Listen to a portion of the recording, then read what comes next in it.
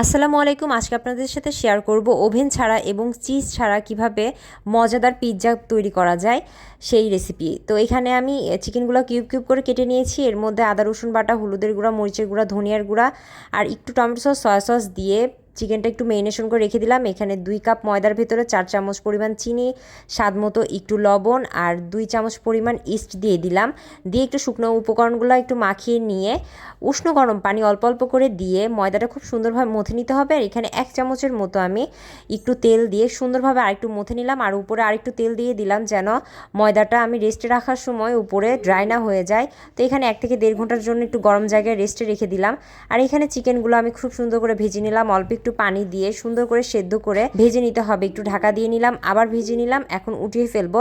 যেহেতু এখানে চিজ ব্যবহার করব না, তাই চিজ ব্যবহার না করার জন্য এখানে একটা সস বানিয়ে নিতে হবে। তো হোয়াইট সস বানিয়ে নিব। এখানে 4 টেবিল চামচ পরিমাণ ময়দা দিয়ে একটু তেলে ভেজে নিলাম। নিয়ে 1 কাপ দুধ অল্প অল্প করে দিয়ে অনবরত নাড়তে হবে। আর চুলার হিটটা আস্তে দিয়ে রাখতে হবে। এখানে একটু গোলমরিচের গুঁড়ার একটা ম্যাজিক মশলা দিয়ে স্বাদ মতো চিনি আর লবণ দিয়ে সুন্দর করে ঘন হয়ে আসলে পরেই এই সসটা একদম তৈরি হয়ে যাবে। আর এখানে 1-1.5 ঘন্টা রেস্টে রাখার পরে আমাদের ময়দাটাও রেডি হয়ে গেছে। এখন এখানে বড় একটা রুটি বেলে নিতে হবে। তারপরে রুটিটা একটা পাত্রে আমি দিব, যেটাতে আমি বেক করব। তো এখানে দিয়ে সুন্দর করে ধারগুলো একটু মুড়িয়ে মুড়িয়ে নিতে হবে। আর মাঝখানটা একটু কাঁটা চামচ দিয়ে কাচিয়ে নিতে হবে। তারপরে এখানে খুব বেশি করে একটু সস দিয়ে নিলাম।